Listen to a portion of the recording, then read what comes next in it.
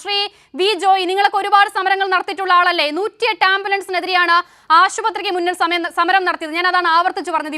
ഇവരപ്പോൾ നാളെ reserve bank നയത്തിനെതിരെ ATM-ന് മുന്നിൽ പോയി പ്രതിഷേധിക്കുമായിരിക്കും.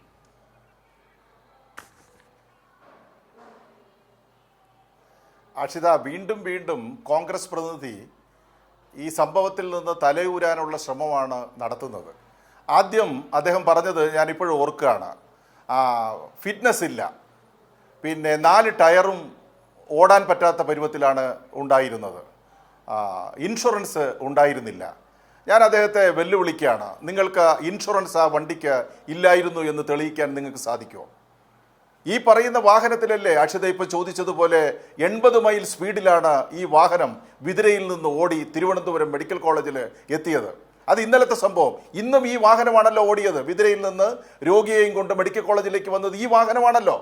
എന്തിനാണ് വന്നിരുന്നത് ചാനൽ ചർച്ചയിൽ കള്ളം പറയുന്നത്? കോൺഗ്രസിനെ രക്ഷിക്കണമെങ്കിൽ ഈ മാതിരിയുള്ള പ്രവർത്തനങ്ങളാണോ കാണിക്കേണ്ടത്? കോൺഗ്രസ്സുകാർ കാണിക്കുന്ന ഏറ്റവും നെറികെട്ട സമരം ഈ അടുത്ത കാലത്തായിട്ട് കേരളം കണ്ടുകൊണ്ടിരിക്കുകയാണ്. എന്ത് തോന്നിയാസവും കാണിക്കുകയാണ് കോൺഗ്രസ്. അപ്പോൾ അത് യഥാർത്ഥത്തിൽ ഇത് ശരിയായിട്ടുള്ള ഒരു രീതിയല്ല കോൺഗ്രസ് കാണിക്കുന്നത്. ഒരു ആദിവാസി ചെറുപ്പക്കാരൻ്റെ ജീവിതം പന്താടിയവരാണ്, ആ ജീവിതം കവർന്നെടുത്തവരാണ് കോൺഗ്രസ്സുകാർ. അതിന് പറയുന്ന സഹായകരമായിട്ട് പറയുന്ന ചില കാര്യങ്ങൾ മാത്രമാണ് കോൺഗ്രസ് പ്രതിനിധി ഇവിടെ സൂചിപ്പിക്കുന്നത്. ഒരിക്കലും ഒരു സ്ഥലത്തും ഉണ്ടാകാത്ത ഒരു നിലയാണ് കോൺഗ്രസ് ഇപ്പോൾ സ്വീകരിച്ചിരിക്കുന്നത്. അതാണ് ആ ആദിവാസി ചെറുപ്പക്കാരൻ്റെ ജീവിതം നഷ്ടമായത്. അനിയൻ പറഞ്ഞാൽ മനസ്സിലാകില്ല.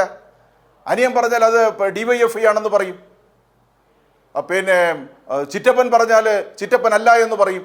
ഇത് ആരെ സംരക്ഷിക്കാനാണ് കോൺഗ്രസ് ഈ പ്രവർത്തനം നടത്തുന്നത്? ഇത് ഈ നാട്ടിലെ ആളുകൾ കണ്ടുകൊണ്ടിരിക്കുകയാണ്, വിതുരയിലെ ആളുകൾ കണ്ടുകൊണ്ടിരിക്കുകയാണ്. നിങ്ങൾ ചെയ്ത ഈ അധാർമികമായിട്ടുള്ള ഈ സമരത്തിൻ്റെ ഭാഗമായിട്ട് ഒരു ജീവൻ നഷ്ടപ്പെട്ട സാഹചര്യം ആ വിതുരയിലെയും കേരളത്തിലെയും ആളുകൾ കണ്ടുകൊണ്ടിരിക്കുകയാണ്. നിങ്ങൾ ഈ സമരാഭാസം നിർത്തണം. നിങ്ങളുടെ ഉത്തരവാദിത്തപ്പെട്ട രാഷ്ട്രീയ പ്രസ്ഥാനം അല്ലെങ്കിൽ യുവജന സംഘടന എന്നുള്ള നിലയിൽ പറഞ്ഞോളൂ, പൂർത്തിയാക്കിക്കോളൂ ശ്രീ ജോയ്.